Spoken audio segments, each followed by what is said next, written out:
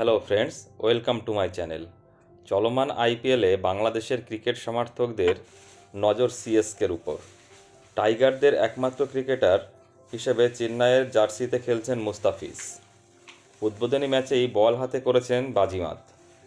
ফিজকে দলে ভেড়ানোর পর থেকেই সোশ্যাল মিডিয়ায় একের পর এক পোস্ট করছে চেন্নাই।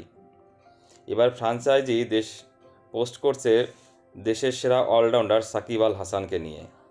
আইপিএলে একসময় নিয়মিত মুখ ছিল সাকিব আল হাসান।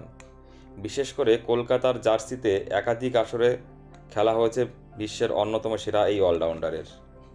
সময়ের অন্যতম সেরা এই অলরাউন্ডারের জন্মদিন ছিল 24শে মার্চ, রবিবার। মুস্তাফিজের সঙ্গে সাকিবের ছবি দিয়ে টাইগার অলরাউন্ডারকে জন্মদিনের শুভেচ্ছা জানিয়েছে চেন্নাই।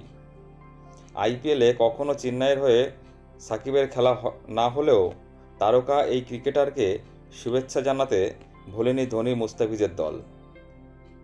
চেন্নাই ছাড়াও সাকিবকে জন্মদিনের শুভেচ্ছা জানিয়েছে কে আরও। ধন্যবাদ।